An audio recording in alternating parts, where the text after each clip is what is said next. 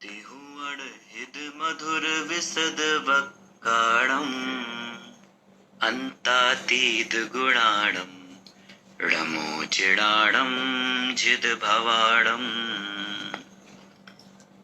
रमोजिडाणम मित्रों, मैं डॉक्टर अरिहंत कुमार जैन आप सभी का स्वागत करता हूं, अभिनंदन करता हूं आज की इस व्याख्यान श्रृंखला 2 में, जो कि प्राकृत दिवस शुद्ध पंचमी, जो कि ज्येष्ठ शुक्ल पंचमी 27 मई को आने वाली है, उस उपलक्ष्य में ये हम व्याख्यान श्रृंखला चला रहे हैं। और मुझे बहुत हर्ष हो रहा है इस बात से कि जो हमने पहल की और पहली श्रृंखला जिसमें जैन विद्या एवं प्राकृत के मूर्धन्य विद्वान प्रोफेसर फूलचंद जैन प्रेमी जी वाराणसी ने प्राकृत भाषा के वैभव के बारे में हमें अपने व्याख्यान द्वारा लाभान्वित किया।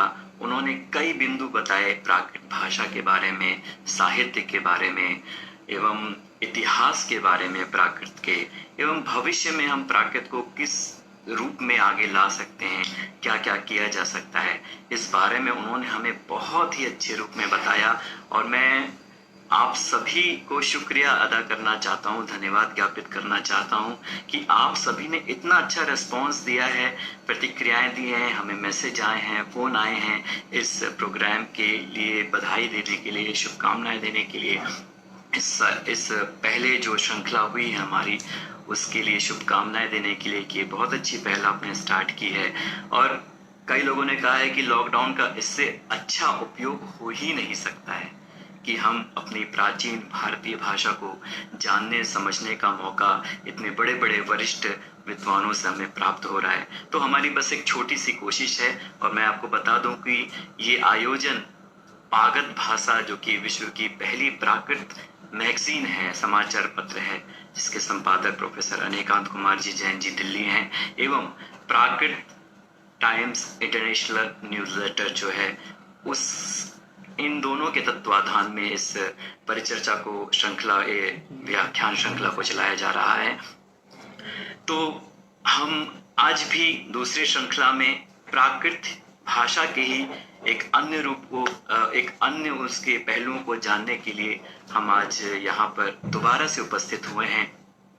आज हम प्राकृत कथा साहित्य के वैशिष्ट्य के बारे में जानेंगे, क्योंकि प्राकृत भाषा में अनेक कथा ग्रंथ लिखे जा चुके हैं, लिखे गए हैं, जिनमें कुछ पद्य भी हैं, कुछ गद्य भी हैं। और पद्य में लिखे गए जो काव्य, कथा काव्य है, वो काव्यात्मक दृष्टि से बहुत महत्वपूर्ण है।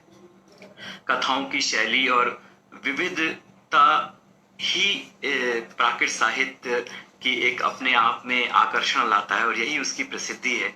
और अगर हम देखें तो आगम काल से लेकर वर्तमान युग तक प्राकृत भाषा में अनेक कथाएं लिखी जाती रही हैं और ये अपने आप में एक समग्र रूप में एक वाङ्मय जो है हमारा बहुत समृद्ध है। अगर हम आगम की बात करते हैं तो आगम ग्रंथ में कथा साहित्य के तत्व प्रचुर मात्रा में मिलते हैं और अध्ययन की दृष्टि से देखा जाए तो हम जो 7वां अंग है, अंग आगम ज्ञाता धर्म कथा, उसमें पर्याप्त मात्रा में कथा तत्व मिलते हैं हमारे, जो कि अर्धमागधी प्राकृत में है।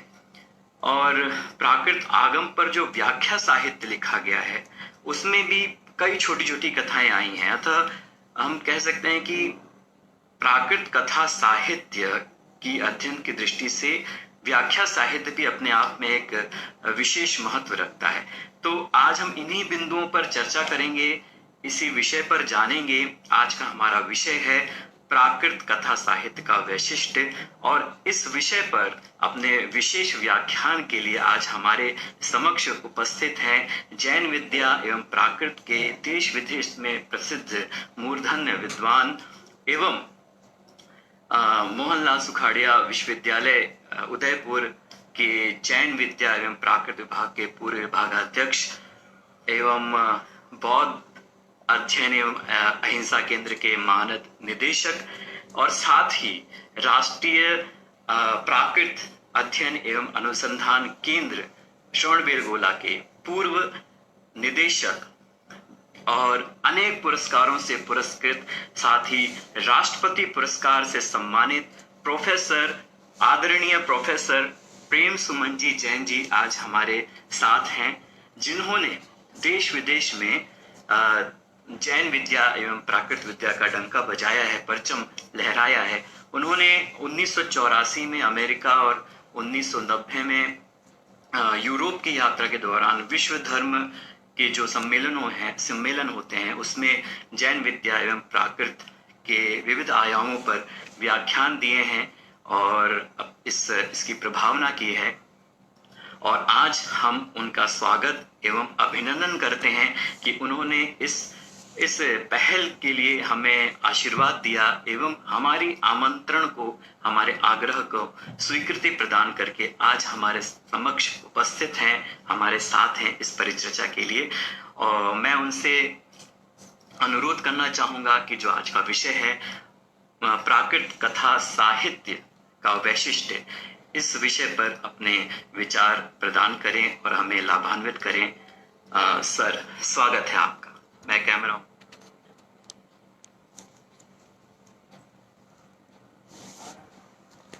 जय जिनेन्द्र, अनुराग जी और सभी सुनने वाले, इस परिचर्चा में भाग लेने वाले सभी विद्वज्जन और सभी श्रोतागण।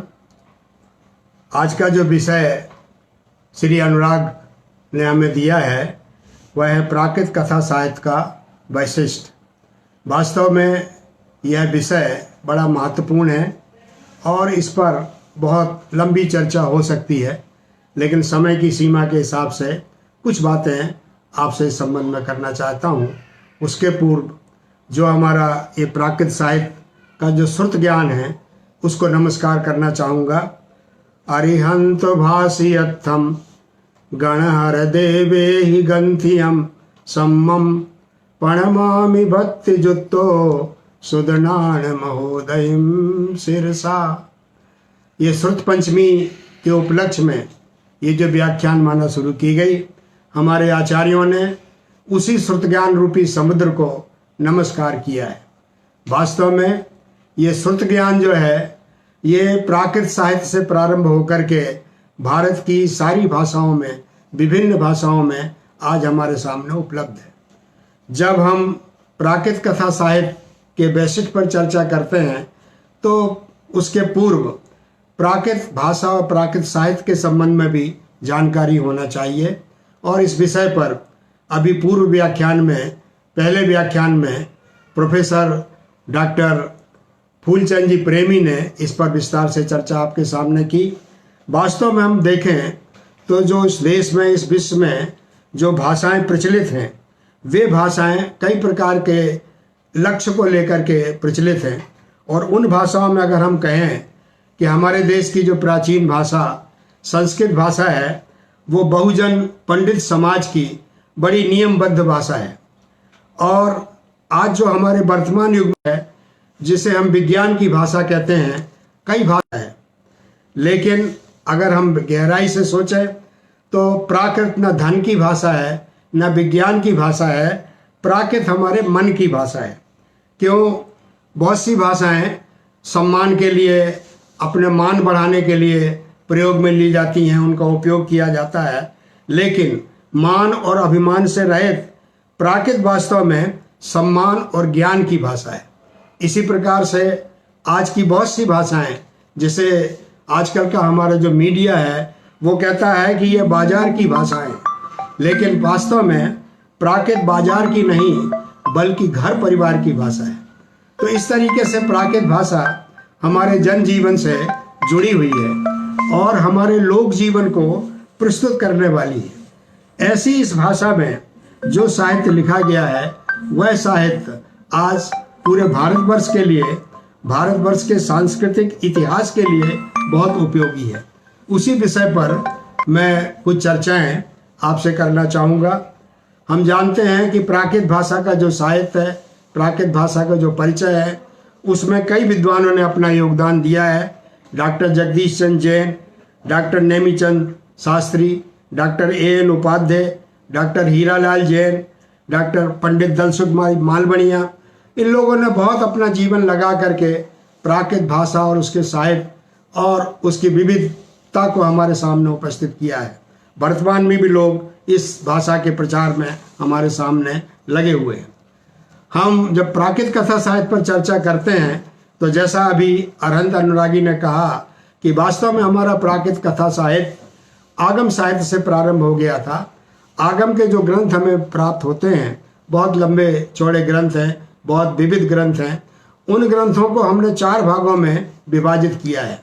उन ग्रंथों का जो विषय है वो चरणानुयोग से संबंधित है, जिसमें हमारे आचरण संबंधी और हमारे भौगोलिक संबंधी विवरण है। दूसरा जो उसका विषय है धर्म कथानुयोग है, और तीसरा विषय उसका गणितानुयोग है, और चौथा विषय द्रव्यानुयोग है। तो आज जो हमारा ये चर्चा का विषय है वो धर्म कथानुयोग से संबंधित है, और इस विषय पर विद्वानों ने बड़ा काम किया है। हमारे एक मुनि हुए हैं पंडित मुनि कन्हैयालाल कमल, उन्होंने सारे पूरे आगम साहित्य और व्याख्या साहित्य को 4 भागों में विभाजित करके उन्होंने धर्म कथानुयोग करके 2 भागों में एक संग्रह प्रकाशित किया, जिसमें संपूर्ण आगमों की जो कथाएं हैं वो कथाएं उसमें संग्रहित हो गई हैं। और मेरा सौभाग्य रहा है कि ये धर्म कथानुयोग जो उन्होंने तैयार किया था उसकी भूमिका लिखने का सौभाग्य मुझे उन्होंने दिया। और उस भूमिका को जब मैंने लिखा तो मुझे पता चला कि आगम साहित्य का जो प्राकृत कथा साहित्य है वो बहुत ही सशक्त है और विविध है, और हमें कई प्रकार की शिक्षा देने वाला है। उस प्राकृत कथा साहित्य में, आगम के प्राकृत कथा साहित्य में हमें उत्तम पुरुषों की कथाएं हैं, तीर्थंकरों की कथाएं हैं, अच्छे अच्छे श्रमणों की कथाएं हैं, जो साध्वियाँ हैं, श्रमणी हैं, उनकी कथाएं हैं, जो गृहस्थ हैं, श्रमणोपासक हैं, उनकी कथाएं हैं, और हमारे समाज के जो लोक नायक हैं, चरित्र नायक हैं, जिन्होंने अपने पुरुषार्थ से अपने जीवन को चलाया है, ऐसे लोक कथानक हमें उस साहित्य में प्राप्त होते हैं। तो आगमों के कथा साहित्य के संबंध में ये चर्चा विद्वानों ने की है। इसी प्रकार से हमारे प्राचीन विद्वान हुए हैं प्रोफेसर डॉक्टर A.N. उपाध्याय। उन्होंने बृहत कथा कोश एक ग्रंथ का संपादन किया और उसकी भूमिका 150 पृष्ठों में लिखी। उन 150 पृष्ठों में जो भूमिका उन्होंने लिखी उसमें संपूर्ण दिगंबर साहित्य जो था, सौरसेनी साहित्य और जो प्राचीन साहित्य जो था, उसमें जितनी कथाएं थी, प्राकृत की कथाएं, उन पर उन्होंने चर्चा की, और उसका हिंदी और उसका अंग्रेजी में सामग्री हमारे सामने उपलब्ध है। तो इस प्रकार से आगम युग का जो प्राकृत कथा साहित्य था वह हमारे सामने उपस्थित होकर के आया है। उस कथा साहित्य में इतनी कथाएं हैं कि उन सब की चर्चा नहीं की जा सकती है, लेकिन जब हम वैशिष्ट पे बात करते हैं कि आगम का जो कथा साहित्य है वो हमारे लिए कितना विशिष्ट है, तो हम आज जो चर्चा कर रहे हैं और ये जो प्रसंग हमारे सामने है, हम कोरोना से पीड़ित हैं और लॉकडाउन के युग में हम लोग सब जीवित हैं, अपना जीवन यापन कर रहे हैं। इस युग में समाज सेवा का कितना महत्व है कि व्यक्ति को बचाने के लिए, जीवन को बचाने के लिए समाज के लोग बहुत आगे आ रहे हैं। इन प्राकृत कथा साहित्य में जो हमें आगम साहित्य में प्राकृत कथाएं मिलती हैं उसमें भी हमें समाज सेवा के कई उदाहरण, कई दृष्टांत, कई कथानक हमें प्राप्त होते हैं। एक बड़ा प्रसिद्ध कथानक है नंद मणिकार का। नंद मणिकार एक स्वर्णकार था जो व्यापारी था और बहुत अच्छा समृद्ध था, और उसकी जो नगरी थी उस नगरी में चारों तरफ से लोग आते थे, लेकिन वो आकर के जो व्यापारी लोग थे, जो पथिक लोग थे, सीधे नगर में घुस जाते थे। उस व्यक्ति ने सोचा मेरा इतना सुंदर नगर है, बाहर से आने वाले व्यक्ति हैं, इनके सत्कार की कोई व्यवस्था नहीं है। तो उस व्यक्ति ने क्या किया, अपनी संपत्ति जो थी उस संपत्ति से अपने नगर के दरवाजे पर उसने 5-6 ऐसी दुकानें खुलवा दी। उसने एक दुकान खुलवा दी छौरशाला, कि जो व्यक्ति आए अपने बाल कटा करके, अपना श्रृंगार करके मेरे नगर में प्रवेश करे। एक उसने वहां पर व्यायामशाला, कि जो आए अपना योग करके, अपना अनुशासन करके फिर मेरे नगर में प्रवेश करें। एक उसने वस्त्रालय खुला दिया कि कोई व्यक्ति आए तो मैले कुचैले कपड़े पहन करके मेरे नगर में प्रवेश न करे। और एक उसने आहारशाला खुलवा दी कि लोग आए तो भूखे होकर के मेरे नगर में न जाएं, अपने संतुष्ट होकर के मेरे नगर में प्रवेश करें। अब इतनी बड़ी समाज सेवा की बात आज से 2000 साल पहले नंद मणिकार ने स्वीकार की थी, प्रारंभ की थी। लेकिन देखिए कि हमारे जो मुनिजन हैं, हमारे जो धार्मिक व्यक्ति हैं, वो सब तरह की उपदेश की भाषा करते हैं। उन्होंने नंद मणिकार को कहा कि भाई तू जितना काम ये कर रहा है, इससे प्रवृत्ति बढ़ेगी, आरंभ बढ़ेगा और तुझे इससे पाप का अर्जन भी हो सकता है। उसने कहा साहब मुझे कोई चिंता नहीं है, व्यक्तिगत यदि मुझे कर्मों का बंध होता है और मुझे कई जगह जाना भी पड़े तो कोई बात नहीं, लेकिन अगर मेरे नगर के लोगों का, मेरे आसपास आने वाले लोगों का जीवन अच्छा होता है तो मुझे ये सामाजिक सेवा स्वीकार करना बहुत ज़रूरी है और मुझे बहुत अच्छा लगता है, इसलिए मैं इसको करूँगा। ये कथा बहुत आगे चल के और विकसित होती है और वो भगवान महावीर के द्वारा मेंढक के रूप में उनसे फिर मुक्ति को प्राप्त करता है। तो यह पहला हमारे पास जो कथा है भारतीय साहित्य में, वो पर्यटन को बढ़ावा देने की पहली कथा है। किस प्रकार से हम अपने नगर में, अपने प्रदेश में पर्यटन को बढ़ावा देना है तो क्या क्या चीज़ें हमें करनी चाहिए, ये कथा हमें एक विशिष्टता प्रदान करती है। इसी प्रकार से जब हम आगम की कथाओं को देखते हैं, आज बड़ी चर्चा है और सब जगह चर्चा है, सभी क्षेत्रों में चर्चा है कि नारी की जो प्रतिष्ठा है, नारी का जो सम्मान है, नारी की जो सशक्तिकरण है, इसकी चर्चा है और ये होना चाहिए। हमारे प्राकृत के जो कथाकार रहे, प्राकृत की जो कथाएं हमें प्राप्त होती हैं, मैं उन सारे उदाहरणों को यहाँ उपस्थित नहीं कर पाऊँगा, लेकिन जहाँ कुछ मैंने इस पर चर्चा की, अध्ययन किया है, तो हमें इन प्राकृत की कथाओं में इस प्रकार के उदाहरण प्राप्त हो जाते हैं।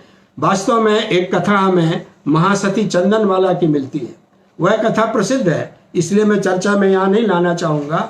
उसने भगवान महावीर को पहला उन्होंने आहार दिया था और वो उनकी पहली शिष्या नारी समाज की शिष्या समणी बनी थी। तो ये केवल उनको शिष्य बनाने की, शिष्या बनाने की कथा नहीं है, बल्कि ये कहना चाहिए कि नारी को सम्मान और नारी को स्वतंत्रता कैसे दी जाए। जो परतंत्रता में झगड़ी हुई थी उसको स्वतंत्र कराने की जो कथा है, ये चंदनवाला के रूप में हमारे सामने उपस्थित है।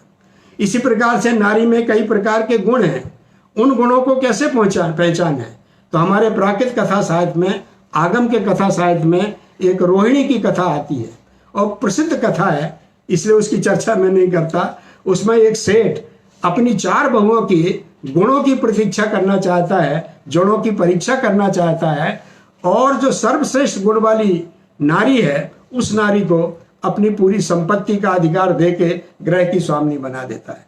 तो नारी की गुणवत्ता को प्रदान करने वाली ऐसी कथाएं हमारे प्राकृत साहित्य में हैं। इसी प्रकार से हम मानते हैं कि नारी बहुत कमजोर है, नारी अपनी रक्षा नहीं कर सकती है, लेकिन इसी प्राकृत कथा साहित्य में हमें उत्तराधन सूत्र है, उसमें राजमती और अरिष्टनेमी की कथा प्राप्त होती है। राजमती एक राजकुमारी थी और वो तपस्या करने के लिए पर्वत पर चली गई और वहाँ पर उसी के ही देवर जो अरिष्टनेमी हैं, उसके रूप रंग पर आकर्षित होकर और उससे अपना इच्छा पूर्ति करना चाहते थे। लेकिन उस नारी ने इतनी शक्ति अपने भीतर रखी, इतनी शील की सामर्थ्य अपने भीतर रखी कि स्वयं भी अपने शील की रक्षा की और अरिष्टनेमी को भी उसके शील में प्रतिष्ठित करके और इस जो कुमार्ग पे जाने वाला था उससे बताया। तो नारी को सशक्तिकरण की कथाएं भी हमें इस प्रकार से मिलती हैं। एक मल्ली कुमार की कथा हमको मिलती है, मल्ली कुमारी की। उसने भी 6 देशों के जो राजकुमार हैं, जो केवल उसके बाहरी रूप पर आकर्षित होकर के उसको पाना चाहते थे, उसको समझाने के लिए उसने सुंदर कथानक का प्रयोग किया और उन सभी राजकुमारों को समझा करके उनमें जो आपसी लड़ाई होने वाली थी, युद्ध होने वाला था, उसको बचाया। तो इस प्रकार के नारियों के चरित्र को ऊपर उठाने वाली कथाएं हमें प्राप्त होती हैं। दूसरा, हम जब आगम कथा साहित्य में बात करते हैं तो हमें एक बड़ी सुंदर कथा मिलती है। आज सारे विश्व में युद्ध का वातावरण है, एक दूसरे से संघर्ष का वातावरण है, एक दूसरे के अधिकार को छीनने का वातावरण है। ऐसे में हमें एक कथानक, प्रसिद्ध कथानक मिलता है, भरत और बाहुबली का कथानक। ये बड़ी प्रसिद्ध कथा है। भरत पूरे सम्राट का, पूरी पृथ्वी के सम्राट हो गए, चक्रवर्ती हो गए, लेकिन उनकी सीमा यहाँ तक थी कि वो अपने सारे भाइयों पर भी अपना अधिकार चाहते थे। बाहुबली का राज्य भी अपने में मिलाना चाहते थे, भले उनकी कोई परिवस्था थी, लेकिन इसके लिए उन्होंने युद्ध भूमि तैयार कर दी थी। और बाहुबली जो इतने सशक्तिशाली थे, उन्होंने पहली बार प्रजातंत्र की रक्षा करने के लिए, अपने राज्य की रक्षा करने के लिए इतने बड़े सम्राट, इतने बड़े चक्रवर्ती के सामने वो स्वयं खड़े हो गए कि नहीं, मुझे जो अधिकार है, मुझे जो पिता ने दिया जो राज्य है, उसकी मैं रक्षा करूंगा, भले मुझे तुम्हारे सामने खड़ा होना पड़े। लेकिन इसके आगे भी ये कथा चलती है और वो कहती भले दो भाइयों का झगड़ा हो, लेकिन दो विश्वों का, दो राज्यों का, दो सेनाओं का झगड़ा नहीं हो, उनकी जनहानि नहीं हो। तो उन्होंने उस युद्ध को अहिंसक युद्ध बना दिया। ये सारे विश्व में, पूरे वर्ल्ड में ये पहला कथानक है जो युद्ध को अहिंसक बनाता है। युद्ध भी अहिंसक हो सकता है, उसकी ये पहली कथा है कि वो दोनों भाइयों ने आपस में अपने मल्ल युद्ध है, जल युद्ध है, ऐसे नेत्र युद्ध है, दृष्टि युद्ध है, इसको करके अपना निर्णय करने का प्रयत्न किया। तो इस प्रकार से प्रजातंत्र की रक्षा करने वाले और युद्ध को अहिंसक बनाने वाली कथाएं भी हमें इस साहित्य में प्राप्त होती हैं। तो मुझे ऐसा लगता है कि हमारा जो आगम कथा साहित्य है, वो आगम कथा साहित्य हमें कई प्रकार की शिक्षाएं देने वाला, कई प्रकार की विशेषताएं रखने वाला साहित्य हमारे सामने उपलब्ध है। मैं आगे अपने इस और कथाओं पर चर्चा करूं। इस संबंध में अगर किसी को कोई जिज्ञासा हो तो आप अपना प्रश्न रख सकते हैं। आदरणीय प्रोफेसर साहब, प्राकृत कथा साहित्य बहुत विशाल है, उसमें आज के जीवन के आपने प्राकृत कथा साहित्य की महत्वपूर्ण जानकारी हमें दी। क्या प्राकृत कथा साहित्य पर आपके कोई पुस्तकें भी प्रकाशित हैं? कृपया उनकी जानकारी देंगे। अभी श्रीमती डॉक्टर सरोज जैन ने, जो स्वयं ही प्राकृत कथाओं की विदुषी हैं और जिन्होंने प्राकृत कथा साहित्य पर काम भी किया है, उन्होंने एक बड़ा सुंदर प्रश्न रखा कि जिस हम कथा साहित्य पर, प्राकृत कथा साहित्य पर के वैशिष्ट पर चर्चा करने जा रहे हैं, क्या उस पर कुछ साहित्य भी मैंने लिखा है, कुछ काम भी किया है? तो ये सही बात है कि बिना काम किए हम किसी विषय पर नहीं बोल सकते हैं। तो मैंने प्राकृत कथा साहित्य का, जैसा कि अभी कहा कि आगम कथा साहित्य का जो संग्रह निकला, उसकी भूमिका लिखने का सौभाग्य मुझे मिला और वो आगम कथा कोश नाम से मेरी एक किताब पहले छपी हुई थी। उसके बाद प्राकृत कथा साहित्य परिशीलन, ये नाम की एक किताब है जिसमें प्राकृत कथा साहित्य के संबंध में विस्तार से जानकारी और विभिन्न उसकी जो वैशिष्ट हैं उनकी जानकारी इसमें दी गई हुई है। आज से 25 वर्ष पूर्व ये किताब जयपुर से छपी थी और इस पर प्राकृत कथा साहित्य पर काम किया गया। उसके बाद फिर मैंने कुछ प्राकृत कथा साहित्य की जो पांडुलिपियाँ हैं, उन पांडुलिपियों पर काम किया। एक सुकुमार स्वामी चरियो प्राकृत अपभ्रंश साहित्य का एक कथा का प्रसिद्ध ग्रंथ है। ये ग्रंथ भी मैंने संपादन किया, जो जयपुर में अपभ्रंश भारती से ये प्रकाशित हुआ। तो प्राकृत कथा साहित्य और अपभ्रंश कथा साहित्य पर ये चर्चाएं की हैं। और अभी मैंने 2-4 वर्ष पूर्व जो कुबलय माला कहा है, 8वीं शताब्दी का प्रसिद्ध ग्रंथ, उस ग्रंथ का संपादन और हिंदी में अनुवाद किया है, जो 1200 पृष्ठों में प्रकाशित हुआ है। ये जयपुर से प्रकाशित हुआ है, 2 भागों में प्रकाशित है और इसमें प्राकृत कथा साहित्य के सांस्कृतिक महत्व, इन सब पर चर्चाएं की हैं। वो इसीलिए प्राकृत कथा साहित्य पर बोलने के पूर्व हमने ये प्रयत्न किया है कि प्राकृत कथा साहित्य पर काफ़ी चर्चा हो और उसका साहित्य लोगों के सामने उपलब्ध हो। एक बात और हुई है कि प्राकृत कथा साहित्य पर विदेशी लोगों ने भी बड़ा काम किया है और जो हमारी प्राकृत की कथा साहित्य हैं, जैसे कि अभी मैंने चर्चा की रोहिणी कथानक की, और कनाडा में एक जो विदुषी हैं फाइलस ग्रोनिव, उन्होंने एक किताब ये प्रकाशित की थी जिसमें जितनी भी नारियों की कथाएं हैं, उन कथाओं के द्वारा से प्राकृत कथाओं ने क्या क्या शिक्षा दी है, इस पर ये संग्रह निकाला। इसमें मैंने एक कथा, रोहिणी कथा पर मेरा एक आलेख इसमें उन्होंने प्रकाशित किया और जो सारे विश्व में जो नारी की कथाओं के संबंध में चर्चा करती हैं, उस पर ही ये प्रश्न हमने डाला गया। तो इस तरीके से कई विद्वानों ने, मैंने जो काम किया कई विद्वानों के आधार पर किया। जैसा कि मैंने कहा था कि डॉक्टर जगदीश चंद्र जैन ने प्राकृत कथा साहित्य पर काफ़ी काम किया है। उनकी एक किताब है Prakrit narrative literature origin and growth, इस पर उन्होंने अंग्रेजी में प्राकृत कथा साहित्य पर काफ़ी काम किया। प्राकृत जैन कथा साहित्य एक एलडी इंस्टीट्यूट से डॉक्टर जगदीश चंद्र जैन की एक पुस्तक प्रकाशित हुई है, जिसमें विभिन्न प्रकार की प्राकृत कथाओं की चर्चा है। एक उन्हीं की किताब है 2000 वर्ष पुरानी कहानियाँ, और उसमें 2000 से पहले की जो हमारी कहानियाँ थी प्राकृत की, उनकी चर्चा उन्होंने की। वो किताब कई साल पहले प्रकाशित हुई थी, अभी भी उपलब्ध हुई है। डॉक्टर नेमीचंद शास्त्री ने हरिभद्र के कथा साहित्य का परिशीलन करके एक किताब वैशाली से प्रकाशित की है, और उसमें आचार्य हरिभद्र ने जिन प्राकृत कथाओं की चर्चा की है उस पर उन्होंने प्रकाश डाला है। तो इस तरीके से प्राकृत कथा साहित्य पर कई लोगों ने काम किया है। मैंने भी जो मुझसे हो सका उस पर थोड़ा बहुत लिखने का प्रयत्न किया। जैसा कि आपने सरोज जी ने पूछा, तो मैंने थोड़ी सी जानकारी इस संबंध में आपको दी। अभी अभी एक पुस्तक प्रकाशित हुई है प्राकृत की पुरुषार्थ कथाएं। इसमें जो भी हमारे पुरुषार्थी पुरुष रहे हैं, जिन्होंने अपने जीवन में धर्म, अर्थ, काम, मोक्ष इनके लिए पुरुषार्थ किया, ऐसी कथाओं का संग्रह इसमें मैंने किया है। और इसी प्रकार से एक किताब डॉक्टर सरोज जैन ने भी लिखी है, अहिंसा और शील की कथाएं। उसमें अहिंसा की जितनी कथाएं हैं उनका संग्रह है, और शील रक्षा की जितनी कथाएं हैं उनका संग्रह है। तो इस प्रकार से प्राकृत कथा साहित्य पर काफ़ी लोगों ने काम किया, और उसके संबंध में संक्षिप्त जानकारी मैंने आपको दी। आगे की जो मैं चर्चा करना चाहता हूँ कि इन आगम कथा साहित्य के बाद स्वतंत्र कथा साहित्य भी हमारे यहाँ लिखा गया। और स्वतंत्र कथा साहित्य में कई लोगों ने, कई हमारे आचार्यों ने प्राकृत की कथाओं को लिखा। उस कथा साहित्य को देखते हुए जो विदेशी विद्वान हैं जिन्होंने इस पर कार्य किया है, प्रोफेसर हर्टले और प्रोफेसर बिंटर्निट्स, इन्होंने कहा है कि अगर प्राकृत का कथा साहित्य नहीं होता तो भारत की बहुत सी कथाएं लुप्त हो जाती।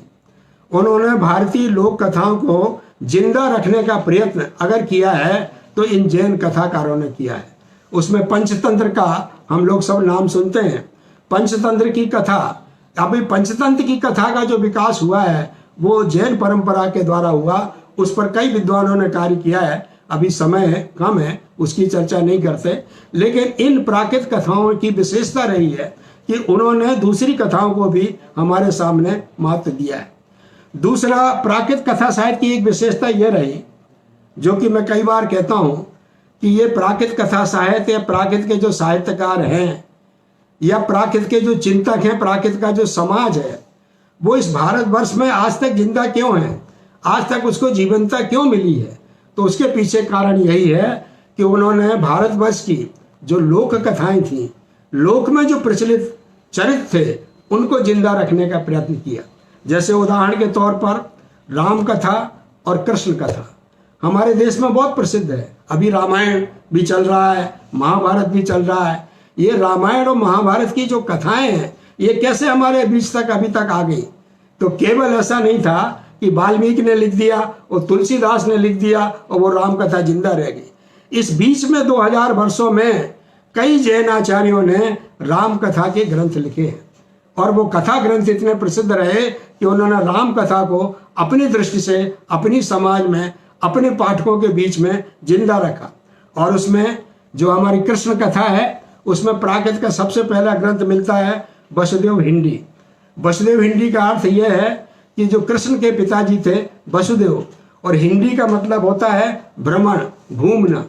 तो वो सारे देश में, सारे विश्व में घूमे, तो उनका जो भ्रमण था, उस भ्रमण की कथा उसमें आई है। और इस प्रकार से कृष्ण कथा को एक नया जन्म प्राकृत कथाकार वसुदेव हिंडी में प्राप्त हुआ।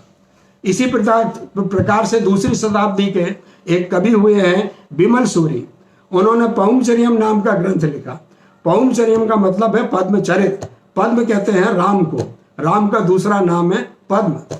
तो पहली प्राकृत की कथा जो हमें प्राप्त होती है वो पद्मचरित के रूप में हमें प्राप्त होती है। फिर ये राम कथा आगे जाके विकसित होती रहती है। अपभ्रंश में भी पौंचर्य नाम का ग्रंथ लिखा गया, संस्कृत में पद्मचरित लिखा गया, और आगे चल के सिया चरित, रामचरित, ऐसे कई जैन कथाकारों ने हमारे सामने चरित लिखे।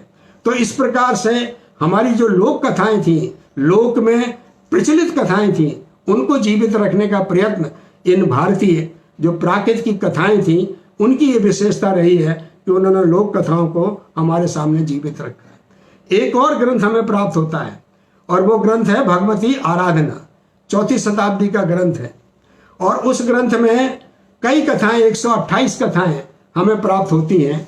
और आप देखें कि कथाएं जीवन में कैसे प्रचलित थी, इसका उदाहरण अगर है तो वो भगवती आराधना है। उसमें लेखक ने क्या किया कि एक प्राकृत की गाथा थी और उसमें कह दिया कि जैसे अहिंसा में ये प्रचलित थे उसी प्रकार से आपको भी अहिंसा का पालन करना चाहिए। कथा का केवल नाम लिया, उन्होंने कथा पूरी नहीं लिखी। ऐसी 28 कथाएं, 128 कथाएं उन्होंने अपने ग्रंथों में उद्धृत कर दी। अब बताइए इसकी क्या जरूरत थी कि केवल कथा का नाम लेना है।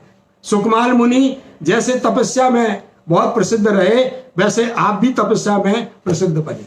अब सुकमाल मुनि कौन जानता था? इसका मतलब यह था कि उस 4वीं शताब्दी में ये कथाएं हमारे मुंह पर जवानी हमको याद थी। लोग समझते थे, उन कथाओं को पढ़ते थे, जानते थे, इसलिए उन्होंने केवल नाम लिया। आगे चल के जो भगवती आराधना में जो कथाएं हैं उसके आधार पर आगे चल के बड़े बड़े ग्रंथ लिखे गए। हमने भी एक यहाँ उदयपुर में एक ग्रंथ भगवती आराधना पर एक संगोष्ठी की थी और वो भगवती आराधना परिशीलन करके ये ग्रंथ उसका प्रकाशित किया है। इसमें भगवती आराधना की जो कथाएं हैं उन कथाओं का कहाँ कहाँ विस्तार हुआ, क्या क्या उसकी सांस्कृतिक महत्व है, इस संबंध में चर्चा जो इसमें की गई है। फिर हम जब स्वतंत्र कथाओं में आते हैं तो हमारे सामने 8वीं शताब्दी भारतवर्ष की हमारे सामने आती है, जो सबसे समृद्ध और सांस्कृतिक शताब्दी जिसको हम कह सकते हैं। इसमें हमारे यहाँ 2 प्राकृत कथाकार हुए, एक आचार्य हरिभद्र सूरी और दूसरे उद्योतन सूरी। हरिभद्र सूरी के शिष्य थे उद्योतन सूरी। हरिभद्र सूरी ने प्राकृत कथाओं पे बहुत काम किया। उन्होंने आगमों पर टीका ग्रंथ लिखे, उन टीकाओं में तरह तरह की कथाएं थी। उपदेशप्रद उनका छोटा सा एक टीका ग्रंथ है, उसमें कई कथाएं उन्होंने उद्धृत की हैं और लोक कथाओं को बचाया है।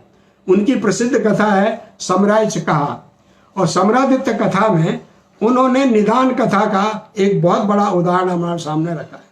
हम आजकल चर्चा करते हैं नेगेटिव थिंकिंग और पॉजिटिव थिंकिंग, नकारात्मक सोच और सकारात्मक सोच। वह कथा हमें बताती है कि 2 मित्र हैं, एक मित्र ने नकारात्मक सोच कर लिया कि मुझे अपने सामने वाले मित्र ने मेरे साथ इतना इतना दुर्व्यवहार किया तो इसको मुझे हमेशा पीड़ा पहुंचानी है। ये नकारात्मक सोच उसने तय कर ली, तो वो उसका वो जो निदान है वो 9 जन्मों तक उसको पीड़ा देता है और 9 जन्मों तक वो अपने मित्र को पीड़ा देता रहता है। और जबकि उसका मित्र सकारात्मक सोच का प्रतीक है, उसने कहा चलो कोई बात नहीं, मेरा मित्र अगर ऐसा सोचता है फिर भी मुझे इसका अच्छा करना है। अब ये जो हमारे पास जीवन मूल्य सामने आया कि हमारे जीवन में 2 तरह के जो विचार होते हैं, वो एक किस प्रकार से जीवन को खत्म करने वाला होता है और एक किस प्रकार से जीवन को सुखी करने वाला होता है। आज भी हम सोचें, आज हमारे सामने जो संकट है, कोरोना का संकट है, लॉकडाउन को हम अपना सब लोग झेल रहे हैं, इसको हम सकारात्मक सोच रखेंगे कि हमारा दायित्व है कि हमें जनता को भी बचाना है, अपनी जान को भी बचाना है और जनता की जान को भी बचाना है। तो ये तभी हो सकता है जब हम सकारात्मक सोच, जो इसके सही प्रयोग हैं, उनको अपने जीवन में अनुशासन पूर्वक अपनाएंगे। तो इस प्रकार से 8वीं शताब्दी में ये प्राकृत कथाकार हुए, अपभ्रंश कथाकार हुए स्वयंभू, उन्होंने भी राम कथा पर अपनी चर्चा, अपना ग्रंथ लिखा। उसी प्रकार से कृष्ण कथा पर महाकवि पुष्पदंत हुए, जिन्होंने महापुराण हमारे सामने लिखा।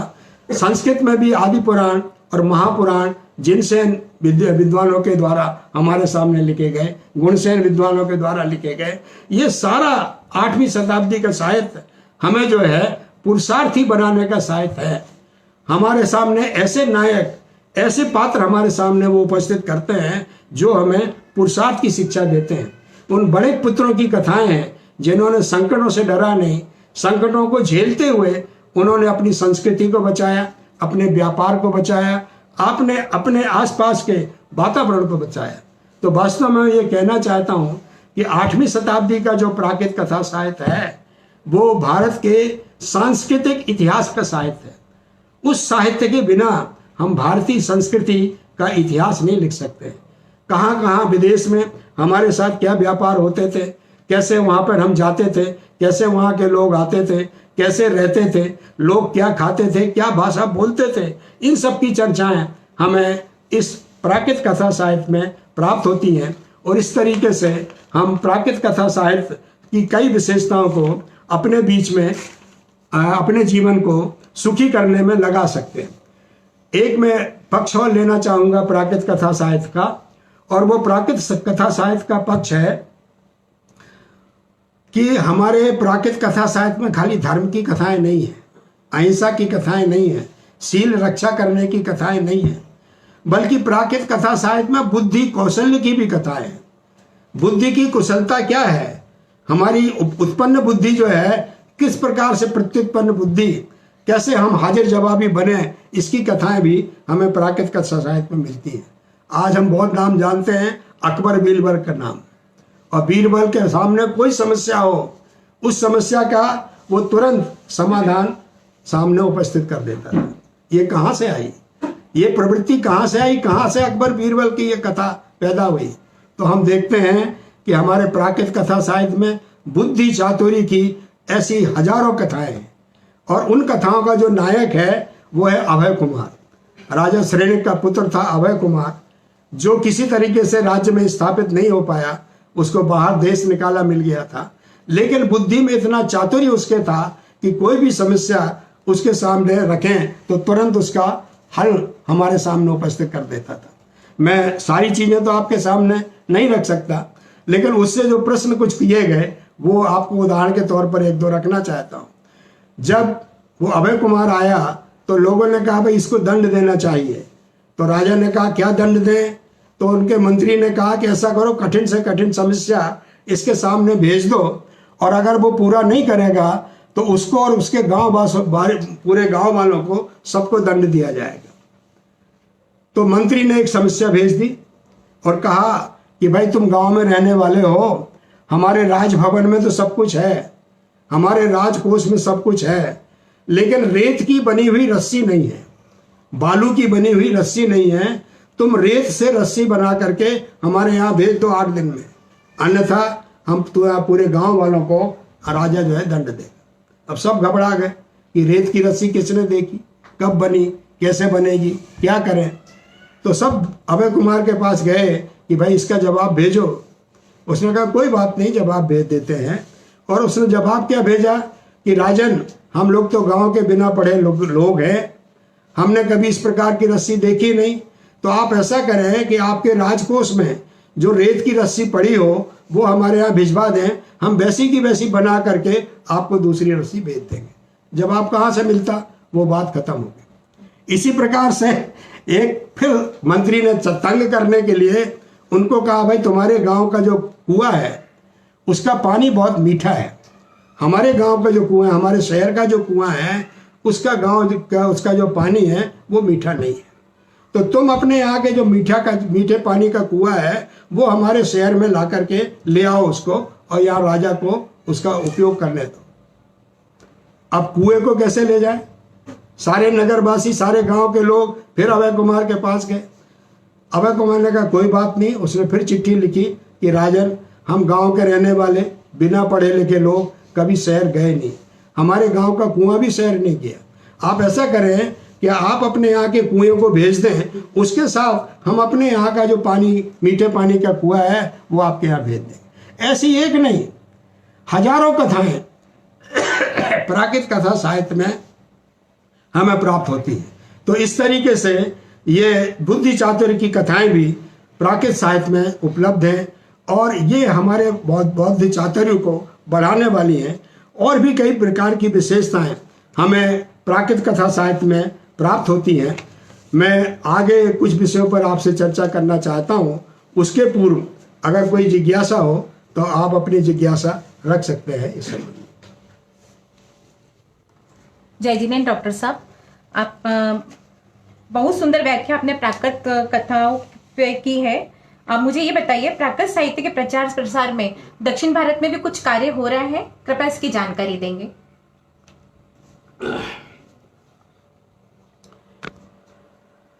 अभी आपके समक्ष डॉक्टर सीमा जैन ने एक प्रश्न रखा और बड़ा सार्थक प्रश्न है कि हम बहुत समय से उत्तर भारत में प्राकृत के संबंध में, अपभ्रंश के संबंध में बहुत सा कार्य कर रहे हैं। उनकी एक जिज्ञासा ये हुई है कि दक्षिण भारत में भी क्या इस प्रकार के प्राकृत के संबंध में कोई कार्य हुआ है, कोई कार्य चल रहा है, कुछ वहाँ के विद्वानों का भी क्या योगदान इस प्राकृत कथा साहित्य के संबंध में, प्राकृत अध्ययन के संबंध में है। तो मेरा सौभाग्य रहा है कि मैं 5 वर्ष तक श्रवणबेलगोला में राष्ट्रीय प्राकृत अध्ययन अनुसंधान संस्थान उसमें डायरेक्टर के रूप में रहा और वहाँ के जो निर्देशक, वहाँ के जो संचालक, वहाँ के संस्थापक परम पूज्य जगत गुरु कर्मयोगी स्वस्ति श्री चारुकीर्ति जी भट्टारक स्वामी जी हैं। उनका प्राकृत के प्रति बड़ा झुकाव है। प्राकृत की संरक्षण करने में, प्राकृत को आगे बढ़ाने में, प्राकृत के अध्ययन को गतिशीलता देने में उनकी बड़ी रुचि है और बड़ा श्रम उन्होंने किया है। उसी का परिणाम है कि वह जो संस्थान है जिसको निपसार कहते हैं, वह संस्थान इतने वर्षों से चल रहा है और उसमें प्राकृत का प्रचार प्रसार हिंदी भाषा के माध्यम से, कन्नड़ भाषा के माध्यम से वहाँ पर चलाया जा रहा है। तो यह एक संस्थान ऐसा है जो प्राकृत के संबंध में शिक्षा की दृष्टि से भी, अनुसंधान की दृष्टि से भी और पब्लिकेशन की दृष्टि से भी कई ग्रंथ भी वहाँ से प्रकाशित हुए हैं। आपको अभी चर्चा आप कर रहे थे कि पागत भाषा और ये प्राकृत टाइम्स, ये जो पत्रिकाएं अभी अनुराग जी ने और अरिंद जैन ने, अनेकांत जैन ने ये प्रकाशित की हैं, शुरू हुई हैं। इसके पूर्व 2 प्राकृत की पत्रिकाएं जिनको शोध पत्रिकाएं कहते हैं इस देश में प्रारंभ हो चुकी थी। एक दिल्ली से आचार्य श्री विद्यानंद जी ने प्राकृत विद्या नाम की शोध पत्रिका शुरू की थी और मेरा सौभाग्य है कि मुझे उस पत्रिका को प्रारंभ करने का अवसर प्राप्त हुआ। उदयपुर से 5 वर्षों तक हम वो पत्रिका निकालते रहे और अब वो प्राकृत की पत्रिका दिल्ली से प्रोफेसर वीर सागर जी और उनके सहयोगी उसको निकाल रहे हैं। इस श्रवणबेलगोला में दक्षिण भारत में भी एक प्राकृत की पत्रिका प्राकृत तीर्थ नाम से वहाँ हमने प्रारंभ की थी और जो जब तक मैं वहाँ रहा उस पत्रिका के अंक वहाँ से निकले, आगे भी उसको निकालने का विचार है। और भी कई इस प्रकार के प्रयोग प्राकृत को आगे बढ़ाने का दक्षिण भारत में हो रहा है। इसी प्रकार से जैसे उत्तर भारत में सुखाड़िया विश्वविद्यालय में जैन विद्या एवं प्राकृत विभाग है, बहुत पुराना विभाग है, उसी प्रकार से दक्षिण भारत में मैसूर में जैन विद्या और प्राकृत विभाग बहुत समय से, बहुत प्राचीन समय से चल रहा है और जिसका सौभाग्य उसके प्रोफेसर और अध्यक्ष होने का सौभाग्य प्रोफेसर A.N. उपाध्याय को भी वहाँ मिला था और उनके समय में उसके बाद भी उसमें कई लोगों ने कार्य किया और वह प्राकृत के विद्वानों को कन्नड़ माध्यम से PhD कराने में और कई कार्य कराने में आज भी सक्रिय हो रहा है। मुझे वहाँ का PhD गाइड में बनने का सौभाग्य मिला था और इसलिए मैं इस बात को कह रहा हूँ कि उस दौरान 5-4 विद्यार्थियों ने वहाँ प्राकृत साहित्य में अपनी PhD मैसूर विश्वविद्यालय से प्रस्तुत की थी। और आपको ये सुनकर ताज्जुब होगा कि न केवल श्रवणबेलगोला में बल्कि जो हमारा हुमचा भट्ट है, जहाँ पर भट्टारक डॉक्टर देवेंद्र कीर्ति जी स्वामी जी भी वहाँ पर है, उन्होंने भी इस मैसूर विश्वविद्यालय से प्राकृत के जो कथा साहित्य है, जिसको सम्यक्त कौमुदी कहते हैं, जैन कथा साहित्य, उसकी लोक कथाओं पर काम किया है, PhD प्राप्त की है। तो दक्षिण भारत में ये 2 प्रधान केंद्र हैं जहाँ से प्राकृत पर काम हो रहा है। और जैसा कि आपने पूछा, न केवल दक्षिण भारत में, कर्नाटक में, बल्कि कोल्हापुर में एक जैन विद्या शोध संस्थान है जहाँ डॉक्टर सुजाता रोटे हैं और वो वहाँ की सारी महिलाओं को जोड़ करके और प्राकृत और जैन विद्या के संबंध में कोर्स भी चलाती हैं और वहाँ पर इस प्राकृत प्रचार का काम भी कर रहे हैं। सोलापुर में डॉक्टर महावीर शास्त्री हैं जो वहाँ प्राकृत के प्रोफेसर हैं, उनके माध्यम से भी वहाँ पर प्राकृत का और प्राकृत साहित्य का काफ़ी अध्ययन हो रहा है। वहीं दक्षिण भारत के ही प्रोफेसर डॉक्टर जय कुमार उपाध्याय जो कि आजकल दिल्ली में हैं, उन्होंने भी प्राकृत विद्या भूषण ट्रस्ट एक उन्होंने जो बना रखा है, विद्या भूषण ट्रस्ट, उस ट्रस्ट के माध्यम से भी वो प्राकृत के प्रचार प्रसार में प्रतिवर्ष व्याख्यान कराते हैं और पुरस्कार इत्यादि देते हैं। ये श्रवणबेलगोला एक ऐसा संस्थान है जो आज विश्व में सबसे सर्वोच्च पुरस्कार प्राकृत का जो है अंतर्राष्ट्रीय ज्ञान भारती प्राकृत पुरस्कार प्रदान करता है और देश विदेश के विद्वानों को प्रदान करता है। तो वो पुरस्कार 15-16 व्यक्तियों को अभी तक दिया जा चुका है। इसी प्रकार से बेंगलोर में प्रोफेसर हम्पा नागराजय्या है जो प्राकृत के प्रचार प्रसार में कन्नड़ और अंग्रेजी के माध्यम से लगे हुए हैं और उन्होंने सठखंडागम में जो इस प्रकार का साहित्य आया हुआ है उसका जो विशेषताएं हैं वो अंग्रेजी के माध्यम से उन्होंने प्राकृत के प्रचार प्रसार में अपना कार्य और उनकी मिसेज प्रोफेसर कमला हम्पाना, ये लोग वहाँ के प्राकृत के प्रचार प्रसार के कार्य में लगे हुए हैं।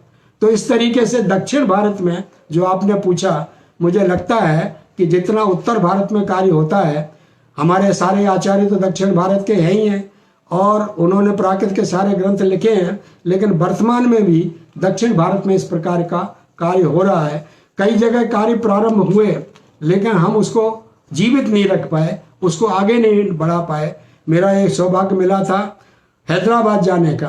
हैदराबाद में प्रोफेसर के कमला थी और वो संस्कृत विभाग की प्रोफेसर थी, लेकिन उन्होंने प्राकृत के गाथा सप्तशती और लोक जीवन, भारत के लोक जीवन, इस पर पुस्तकें लिखी और उनका एक प्राकृत का एसोसिएशन भी था जो प्राकृत की कविताओं को वहाँ के जो आंध्र की जो भाषा है उस भाषा में उसका अनुवाद करती थी।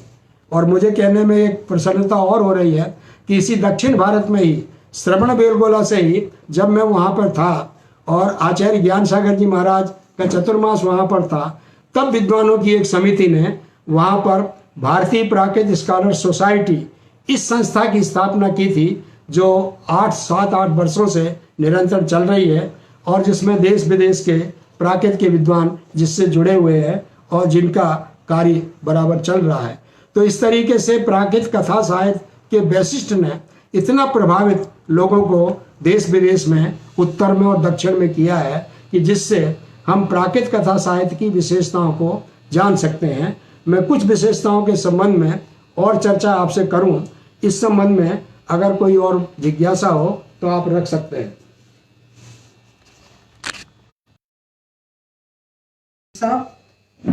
प्राकृत कथा साहित्य बहुत विशाल है, उसमें आज के जीवन को सुखद बनाने के लिए क्या संदेश है, कृपया प्रकाश डालें। अभी आपके समक्ष डॉक्टर सरोज जैन ने बड़ा सुंदर प्रश्न रखा कि हम प्राकृत कथा साहित्य के वैशिष्ट पर चर्चा करें। इस पर विस्तृत साहित्य भी हमारे सामने उपलब्ध है, उससे भी हम पढ़ सकते हैं, लेकिन मुख्य विषय हमारे सामने ये है, मुख्य समस्या हमारे सामने ये है कि जो प्राकृत का इतना विशाल साहित्य है, कथा साहित्य है, दूसरा साहित्य है, वो हमारे जीवन को कैसे सुखद बना सकता है। उसमें ऐसे क्या मूल्य हैं जो मूल्य हमारे जीवन को आज भी सुखद बना सकते हैं। तो वास्तव में प्राकृत कथा साहित्य की एक विशेषता ये है कि हमें इसने यथार्थ से परिचित कराया है। हमारा जीवन वास्तविक क्या है इससे परिचित कराया, कल्पना में हमको नहीं रखा। प्राकृत साहित्य के कथा साहित्य की विशेषता यह है कि इसने हमें यह बताया कि जीवन को हम सही रूप में समझें। जीवन को अगर सुखी रखना है तो पहले जीवन को सही रूप में समझना बहुत जरूरी है। जैसे प्राकृत कथाओं ने हमें समझाया, हम कोई भी प्राकृत कथा पढ़ते हैं और प्राकृत कथाकार जब व्यापारी की कथा कहते हैं तो वो समुद्र में जहाज लेकर के यात्रा के लिए निकलता है। मेरा ये सौभाग्य रहा कि मैंने जितनी कथाएं पढ़ी, जितनी कथाओं पर काम किया, जो भी व्यक्ति समुद्र यात्रा को निकला ऐसा कोई व्यक्ति नहीं हुआ कि जिसका समुद्र जहाज में टूटा ना हो। हर एक व्यक्ति जहाज से गया और जहाज टूटा, जो समुद्र के थपेड़े हैं, और टूटने के बाद ऐसा कोई व्यक्ति मुझे पात्र नहीं मिला कि जो समुद्र में डूब गया हो। वो निश्चित रूप से कहीं ना कहीं किसी न किसी प्रकार से किनारे पर लग गया और अपने नगर वापस लौट आया। ये केवल कथा नहीं है, ये हमें इस यथार्थ से परिचित कराती है कि जीवन में संघर्ष जरूरी है। बिना घटना के जीवन नहीं रह सकता, ये मान लेना चाहिए। हम लोग सोचते हैं हमारा सीधा साधा जीवन चल जाए, सीधी लकीर की तरह चल जाए, तो ये संभव नहीं है। घटनाएं होंगी, संघर्ष होगा, और हम ये मान के चलें कि हम परमानेंट सुखी हो जाएं, हमेशा हमारे पास सुखी बना रहे, हमेशा संपत्ति बनी रहे, ये भी नहीं हो सकता है। तो जीवन अस्तर है, यह भी हमें मानना पड़ेगा। और जो हमारा व्यक्तिगत सुख है, ये हमेशा बना रहने वाला नहीं है, ये क्षणिक है। ये 3-4 पॉइंट, 3-4 बिंदु हमें प्राकृत कथा साहित्य की जो कथाएं हैं वो हमें सिखाती हैं। और इसमें एक प्रसिद्ध कथा है मधुबिंदु दृष्टांत की कथा। ये बड़ी प्रसिद्ध कथा है। मधुबिंदु दृष्टांत का मतलब है मधु माने शहद, और शहद की बूंद। उसका दृष्टांत संस्कृत वालों ने दिया, प्राकृत वालों ने दिया, अपभ्रंश वालों ने दिया, कलाकारों ने दिया, चित्रकला में मिला। मैंने इस पर एक लेख मधुबिंदु दृष्टांत की यात्रा करके एक प्रकाशित किया। यह दृष्टांत हमें यह बताता है कि हम जीवन में कहीं भी भटकते जाएं, हमारे पीछे मृत्यु निश्चित रूप से पड़ेगी, वो आएगी, और उस मृत्यु से निपटने का हमें स्वयं ही प्रयत्न करना पड़ेगा। चारों तरफ हमारे पास संघर्ष है। लेकिन क्या होता है, इस मधुबिंदु दृष्टांत में ऊपर जो छत्ता लगा है मधुमक्खियों का, उससे जो एक शहद की बूंद उस संकटपूर्ण व्यक्ति के मुख में पड़ती है, वो समझता है यही जीवन का सुख है, और उस सुख के पीछे वो सारे संकटों को भूल करके वहीं लटका रहता है। ये कथा इतनी हमें शिक्षा देती है कि वास्तव में सुख है, लेकिन वो क्षणिक है। उसके पीछे हमें संकटों से घिरा नहीं रहना है, संकट से उभर करके हमको वापस बाहर आना है। तो इस तरीके से इन प्राकृत की कथाओं में जो हमें जीवन को सुखद बनाने के जो मूल्य प्राप्त होते हैं, उसमें मूल्य एक प्राप्त होता है कि हम यथार्थता में जिए। दूसरा, हमें एक और इन प्राकृत कथा साहित्य में एक हमें पद्धति मिलती है, और वो पद्धति ये मिलती है कि जीवन यापन का सही तरीका क्या है। हम जीवन जीते हैं, अपने अपने ढंग से जीते हैं, और हमें लास्ट में पता चलता है कि हम गलत थे, जब हमारे पास समय नहीं रहता है कि हम अपने को सही कर सकें। तो हमें प्राकृत कथा साहित्य में एक बड़ा सुंदर उदाहरण मिलता है, वो है सठलेस्य वृक्ष।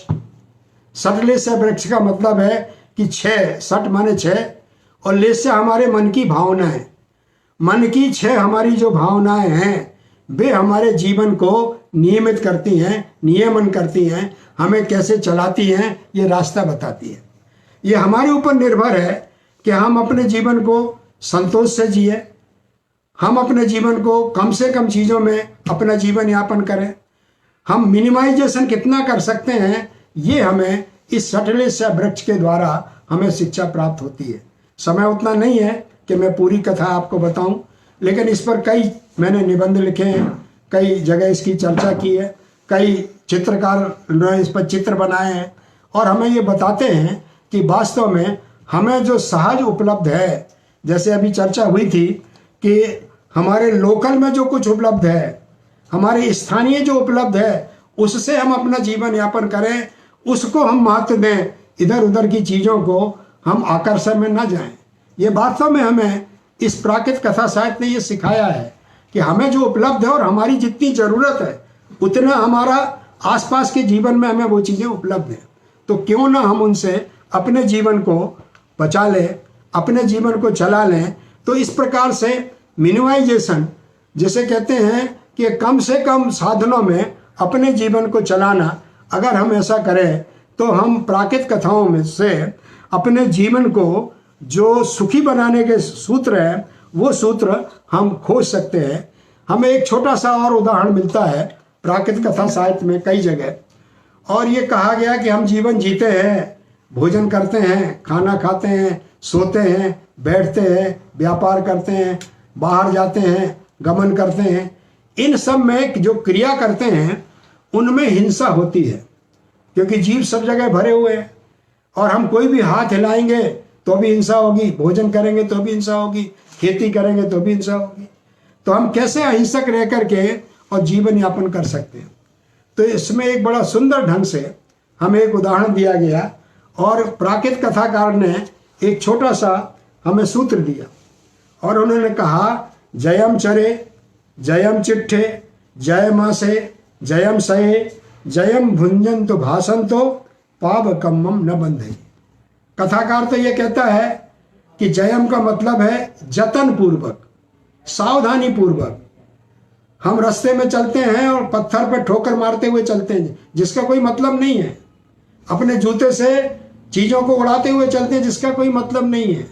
तो वो कहता है नहीं, जयम चरे, हम यत्न पूर्वक चलें, कहाँ हमें जाना है कहाँ नहीं जाना है, ये हम सावधानी रखें। आज जो हमें बताया जा रहा है कि हम घर पर रहें, ये सावधानी है। किससे सावधानी है? कि हम अपने जीवन में बीमारी को ना आने दें, ना दूसरे को उस बीमारी से पीड़ित करें। तो सावधानी रखना ये बहुत बड़ी बात हमें इस गाथा में प्राकृत कथाकार ने कहा कि जयम चरे, हम सावधानी पूर्वक चलें, चाहे घर पे चलें चाहे बाहर चलें। जयम चिट्ठे, हम बैठें। कई बार हम ऐसी जगह बैठ जाते हैं कि जहाँ चींटियाँ हैं उसके ऊपर बैठ गए, कई जगह जहाँ हमें नहीं बैठना चाहिए था वहाँ बैठ गए, जहाँ हमारे संस्कार के हिसाब से हमको नहीं जाना चाहिए वहाँ बैठ गए। तो कहते हैं कि सावधानी पूर्वक बैठे, जय माँ से, जतन पूर्वक सावधानी पूर्वक खाएं। आज हमारी सारी बीमारी का जड़ क्या है? कि हमने असावधानी पूर्वक ऐसी चीज़ों को खा लिया कि जिससे हम आज बच नहीं पा रहे हैं। तो हमें ये गाथा कहता है, प्राकृत कथा का कहता है कि खाने में भी सतर्कता रखना, सावधानी रखना, जतन पूर्वक उसको खाने का हम प्रयत्न करें।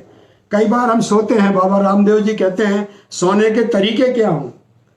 तो प्राकृत कथाकार 2000 साल पहले कहता है कि जयम सहित सावधानी पूर्वक सोएं, और जयम भुंजंतो, भुंजंतो का मतलब है वही खाना, कि हम खाते हुए। और एक और बड़ी बात कह दी, हमारी आज सबकी बड़ी लड़ाई क्या है? बोलने की लड़ाई है। हमारी वाणी लड़ाई कराती है, हम ऐसे अनर्गल बातें बोल जाते हैं जो नहीं बोलना चाहिए। तो कहते हैं जयम भाषण तो, बोलते समय भी सावधानी रखें। तो हमारे जीवन की जितनी ये क्रियाएं हैं, इन क्रियाओं में अगर हम सावधानी रखेंगे तो हम पाप कर्म को नहीं बांधेंगे। पाप कर्म का मतलब है ना तो हमारे पास बुराई आएगी, ना हमारे पास बीमारी आएगी, ना हमारे पास किसी की निंदा आएगी। तो इस तरीके से अगर हमें अपने जीवन को सुखद बनाना है तो प्राकृत कथाकारों ने हमें ये सूत्र हमारे जीवन में दिए हैं जिनको हम अपना सकते हैं और इससे हम अपने जीवन को सुखद बना सकते हैं। वास्तव में बहुत संक्षेप में हमारे सामने ये बात कही गई है कि हम देखें, हमें आज हम रामायण महाभारत देखते हैं, ये हमारी कथाएं हैं। इन कथाओं में क्या देखते हैं कि अगर हम अधिकार को त्याग देते हैं तो रामायण बन जाती है, और अधिकारों को मांगते हैं तो महाभारत हो जाती है। तो मांगना और त्यागना, इसकी भी हमें सचेतता रखनी है, सावधानी रखनी है। और दूसरी बात, एक बात हमें जैन कथाकारों ने और बताई, मैं उतनी बात आपको कह के अपनी बात संक्षेप करना चाहूँगा, ख़त्म करना चाहूँगा।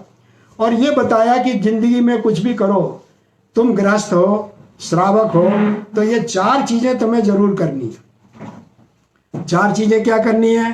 कि 4 प्रकार का दान अगर आप देते हैं तो आप सच्चे गृहस्थी हैं, सच्चे श्रावक हैं। और क्या है? एक तो औषधि दान, एक शास्त्र दान, एक अभय दान, एक आहार दान।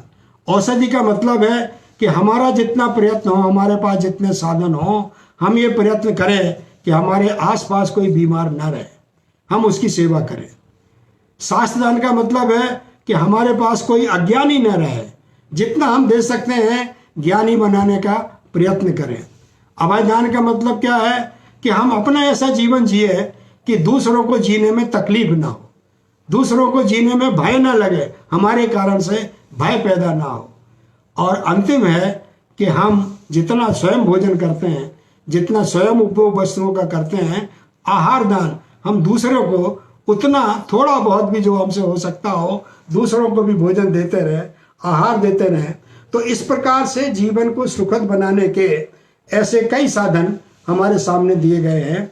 एक बात मैं और कह के अपनी बात समाप्त करूंगा कि प्राकृत में ऐसे कई कथा कोश लिखे गए और कई हजार कथाएं हमारे इन कोशों में संग्रहित हैं। हमारा काम अभी जो अधूरा रह गया है प्राकृत कथा साहित्य का, वो ये रह गया कि प्राकृत की कथाओं का कोई बृहद कोश नहीं बना। एक मेगा प्रोजेक्ट जो बनना चाहिए कि था कई भागों में कि प्राकृत के कथा कोश हम एकत्र करते, तो आज हमारी भारतीय संपदा, हमारी भारतीय कथाएं, हमारी लोक कथाएं हमारे बीच जीवित रह जाती, आगे भी जीवित रहेंगी। तो एक प्रयत्न ये हमारे बीच होना चाहिए कि प्राकृत का मेगा प्रोजेक्ट, प्राकृत कथा कोश के निर्माण की परंपरा हमारे बीच में चले। और अभी आपने जैसे पूछा कि जीवन को सुखद कैसे बनाएं, तो एक बात और हमें प्राकृत कथा साहित्य में कही गई है और वो ये बताई गई है कि हम जीवन में बहुत भरे हुए हैं। हमारे जीवन में खालीपन नहीं है। हमारा शरीर भरा हुआ है तो मोटापा है, बीमारी है। हमारा मन खाली नहीं है तो हम नकारात्मक विचार भरे हुए हैं। हमारा घर खाली नहीं है तो अनावश्यक चीज़ें हमारे घर में संग्रह में पड़ी रही हैं। और आज सबसे बड़ी बात है कि व्यक्ति खाली नहीं है, समय नहीं है व्यक्ति के पास। वो इतना बाहर घूम रहा है कि कहता है मेरे पास समय नहीं है, मेरे पास समय नहीं है। तो हमारे आचार्य कहते हैं कि भाई खाली बनने का भी प्रयत्न करो। जब तक तुम खाली नहीं होगे तब तक तुम्हारे भीतर कोई अच्छी चीज स्थायी नहीं रहेगी। तो खाली करने का हमें एक बड़ा सुंदर शब्द प्राकृत कथाकारों ने दिया है और वो प्रतिक्रमण शब्द है। प्रतिक्रमण का मतलब है जहां जहां हम बाहर चले गए हैं, अनधिकृत क्षेत्रों में चले गए हैं, जहां हमें नहीं जाना चाहिए था वहां चले गए हैं, वहां से हमको वापस लौटना है। ये जो वापस लौटने का जो हमें संदेश इन प्राकृत कथाकारों ने दिया है, ये उनकी खास विशेषता है कि वो हमें समस्या में नहीं छोड़ते हैं, हमें समाधान में पीछे लाते हैं। और आज तो हम विज्ञान के विद्यार्थी हैं। आज बिना डिलीट किए हमारा काम नहीं चलता। आज अगर हम मोबाइल भर गया है तो डिलीट करना है, कंप्यूटर भर गया है तो डिलीट करना है। तो डिलीट करने की जो आधुनिक वैज्ञानिक प्रक्रिया हमें प्राप्त मिली है वो 2000 साल पहले हमारे प्राकृत कथाकारों ने प्रतिक्रमण शब्द के द्वारा हमें डिलीट करने के लिए किया है, अर्थात खाली रहने के लिए किया है। और अगर हम खाली रहते हैं तो इस तरीके से हम अपने जीवन को सुखद बना सकते हैं। उस इस प्रकार आज हमारे सामने जो राष्ट्रीय अंतर्राष्ट्रीय जो समस्या है, आज हमारे पास कोरोना की जो समस्या है, उससे निपटने के लिए भी हमें इस प्रकार का प्रयत्न करना है। सरकार के अनुदेशों को मानते हुए अपने जीवन को सीमित करना है। और एक बात मैं अंतिम में कहना चाहूँगा कि सरकार बहुत से कार्य कर रही है और बहुत सी भाषाओं के लिए कर रही है, बहुत से साहित्य के लिए कर रही है। कई प्रकार की समितियां, कई प्रकार की अकादमियां सारे राजस्थान में, सारे देश में, कई प्रांतों में है, लेकिन प्राकृत की कोई अकादमी आज तक सरकार की तरफ से नहीं खुली। इसी प्रकार से एक राष्ट्रीय प्राकृत संस्थान की स्थापना आज तक सरकार के द्वारा नहीं हुई, जबकि हमारी शिक्षा नीति की ये प्राथमिकता है कि हम प्राकृत भाषा के विकास के लिए एक राष्ट्रीय प्राकृत संस्थान की स्थापना करें। तो मैं आज के इस अपने वक्तव्य में इतना ही कहना चाहूँगा कि हम अपनी भारतीय संस्कृति की जो हमारी प्राकृत कथा साहित्य उसको लोगों तक, और हम भारत के इतिहास की सामग्री है उसको सुरक्षित करें। मुझे अरहंत अनुरागी और उनके ग्रुप इस कार्यक्रम की सार्थकता है और यही हमारा मंतव्य भी है कि जो प्राकृत को जानते हैं अथवा नहीं भी जानते हैं, जो इससे अनभिज्ञ हैं, वो भी इन व्याख्यान श्रृंखला के माध्यम से जो कि हम चला रहे हैं, उस माध्यम से प्राकृत भाषा से परिचित हो सकें, उससे रूबरू हो सकें, उसके इतिहास से परिचित हो सके, उसके व्याकरण को जान सके। उसके एक इंग्लिश वर्जन भी है, प्राकृत प्राइमर, जो कि नवोदित जो प्राकृत भाषा के क्षेत्र में जो प्रवेश कर रहे हैं, जो सीखने की चेष्टा कर रहे हैं, उनके लिए बहुत उपयोगी है। इसमें आप प्राकृत के प्रयोग, आपके जो संभाषण आप कर सकते हैं उसके व्याकरण को पढ़कर। बहुत ही सरल और बहुत ही सरल तरीके से उसमें समझाया गया है। सर ने अनेक साहित्य रचनाएं भी की हैं, बहुत सारी पुस्तकें उनकी प्रकाशित हो चुकी हैं और मैं सर का अभिनंदन करता हूं, आभार व्यक्त करता हूं कि वो आज हमारे इस व्याख्यान श्रृंखला में उपस्थित होकर हमें उन्होंने अनुग्रहित किया है और आगे भी ये श्रृंखला जारी रहेगी। हम उपस्थित होंगे नए विशिष्ट विद्वान के साथ, एक नए विषय के साथ और आप सभी के समक्ष पुनः उपस्थित होंगे। इसी मंगल भावना के साथ मैं आज्ञा चाहता हूँ। नमो जिनानम, नमो जिनानम। चलो।